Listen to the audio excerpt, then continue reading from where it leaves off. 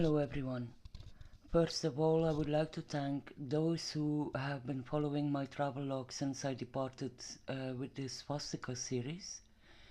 I have deviated to look for the primordial mount for several months before recalibrating again to pursue my initial search, and most have stuck around to see what I am doing. Thanks for that. And for the people who just tuned in, I bid you welcome. This is a work in progress. It is meant as a guidebook.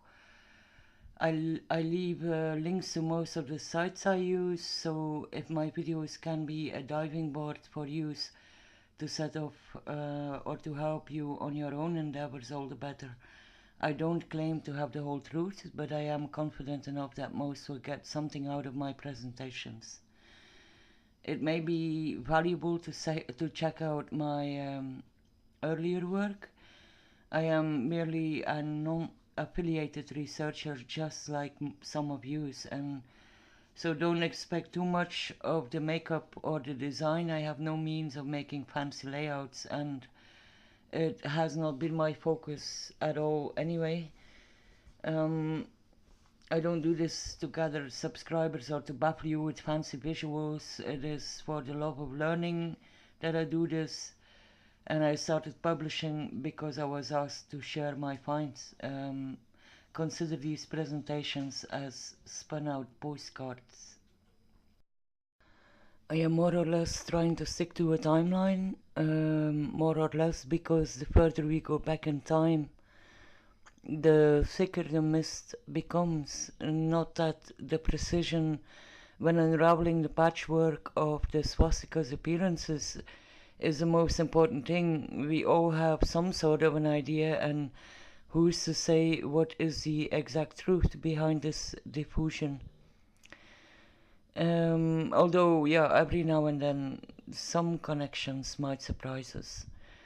So the last time we took a look at the Tarim Basin and pottery from the Xinjiang province in West China. You probably could tell from the intro we remain in Central Asia and are moving a bit southwards from the Taklamakan Desert onto the roof of the world, the Himalaya. Some may be aware that Buddhism entered the mountains for the first time from India out during the reign of one of the great Indian monarchs, Ashoka, generally known for his grand stupas like Sanchi and for his famous iron pillars. This occurred around the 3rd century BC. Before that time, the people living in the highlands generally practiced different forms of shamanism like Bön or Jekri. Such practices presently still take place in remote communities of Nepal. The foundation of Bön is attributed to Tönpa Shenrab Miwoche and is dated 18,000 years before present. The founder was said to originate from a region northwest of Tibet, a place named Tadzik. Whether this is a spiritual realm or a level of consciousness as religious doctrine propagates, or whether Tajikistan has anything to do with it, I will leave it in the middle. In any case, Tönpa Shenrab Miwoche was said to have belonged to the clan of Mu. Several of the original practices and idols of Bön shamanism are integrated into Bön Buddhism. They have been Buddhified, so to say. This didn't happen without violence. The Tibetan Empire prosecuted shamanistic religion in a similar way as the Christians did in the West during the Middle Ages. In Tibet, animist practice has been largely eradicated manu militari by the early Buddhist empires by the time of the 8th century AD. I think I better leave the broader explanations of religious concepts concerning the Yungdrung, as the swastika is called in Tibet, to the religious practitioners themselves. This has been documented by many others. I tried to get a better understanding of the pantheon, but I gave up on that. There are as many explanations as there are religious sects, so although they essentially speak of the same thing, the complete theology is an inextricable tangle for me now, so I will pass for that. Yungdrung Bönpo, another name for the practitioners of Bön Buddhism, consider the Yungdrung as their most sacred of symbols. The exact meaning of the word Yungdrung is contested.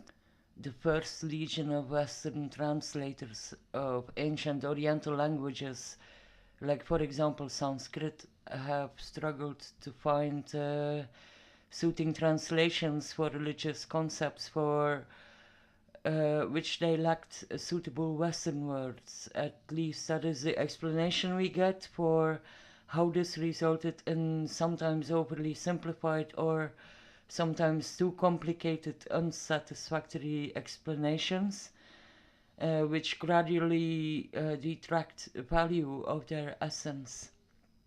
So when we try to find a proper translation for the name Yungdrung, the safest we can play is calling it a symbol that stands for eternity, original, or everlasting. Other sources say Bön stands for truth. Young means no beginning and Drung means no ending. It means the indestructible state, the Buddha mind, the fundamental ground of existence, or the eternal light. There are connections to the meaning of the Dharma wheel, representing the concept of becoming or essence.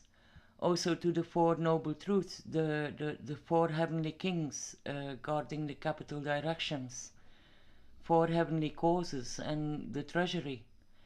The four arms represent the four directions, five being the heart of the Yungdrung, as well as the five purified elements: earth, water, fire, air, and what some refer to as space or ether or akasha.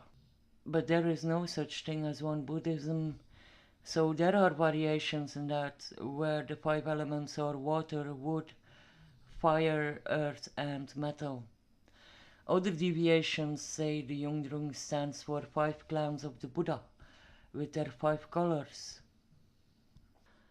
People have spent much thought and words on the difference between right and left turning swastikas, dividing up its meaning into good versus bad, male versus female, prosperity versus destruction, etc.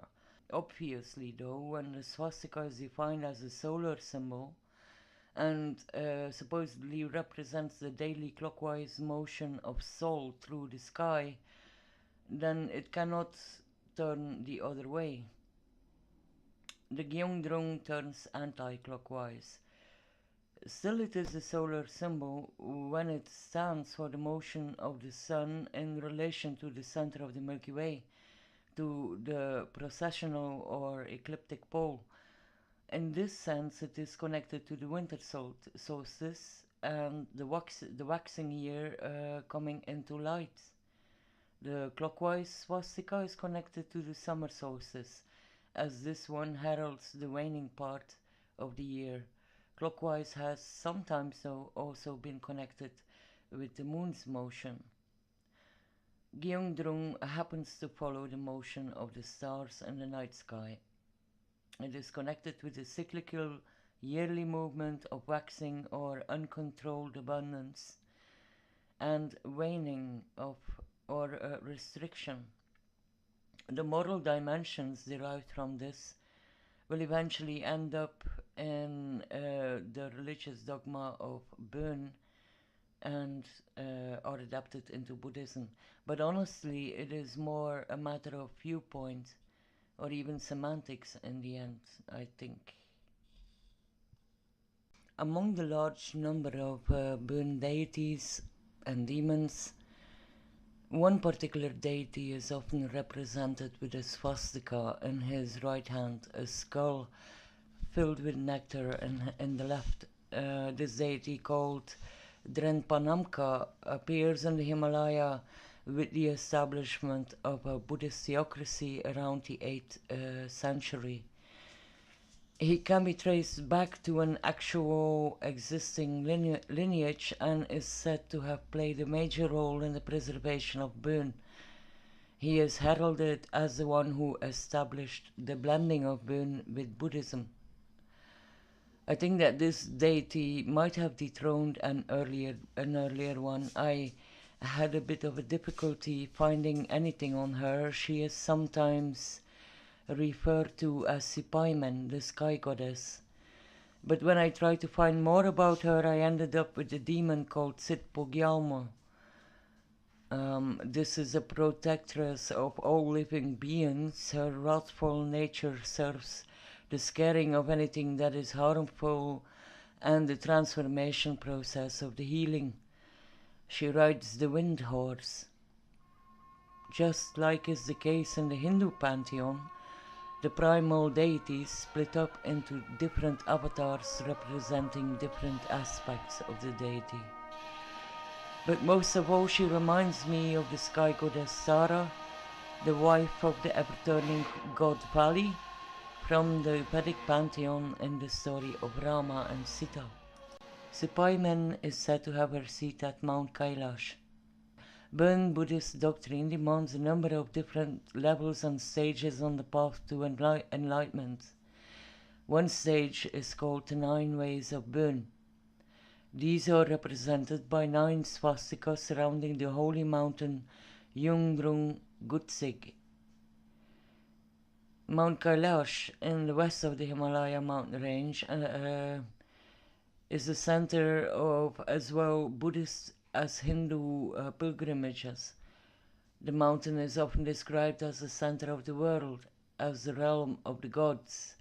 The 9 swastikas correspond to the pyramidal stages of the mountain, representing different levels of spiritual development.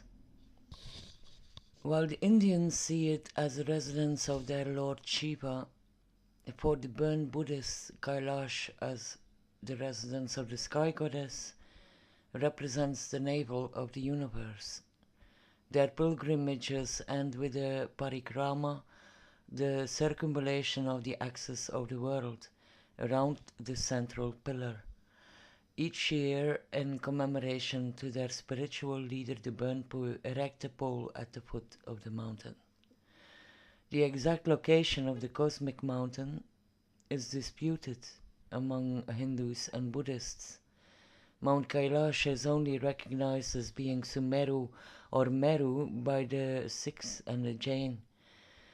But according to the Bön religion, the undisputed axis of the earth is Mount Kailash, or the 9-mounted swastika.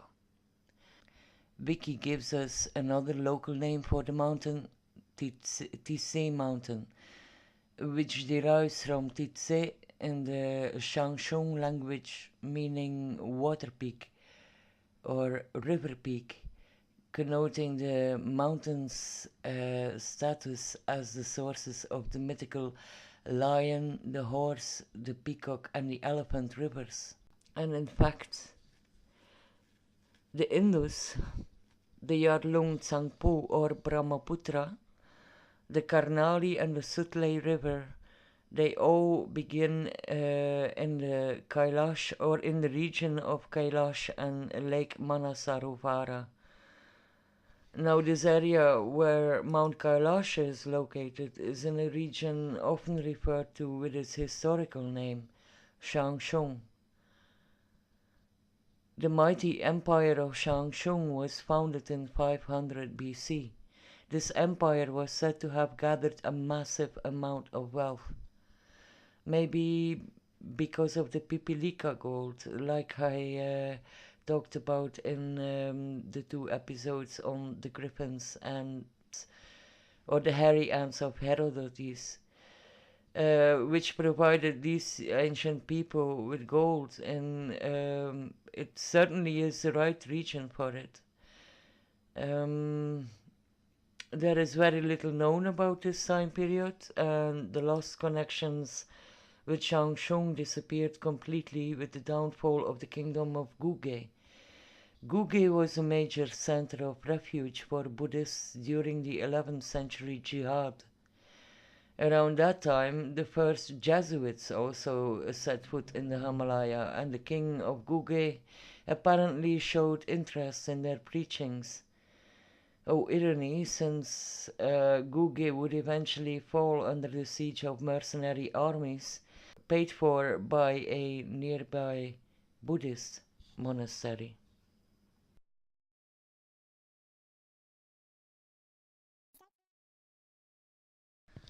I found some informative documentaries on Guge and Bön and added them to the playlists on YouTube in case you want to check those out.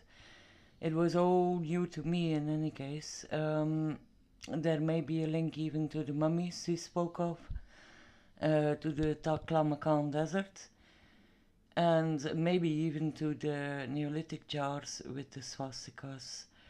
There is so much more begging to be researched. But okay, it's enough for today. The rest will have to wait. Thanks for watching as always.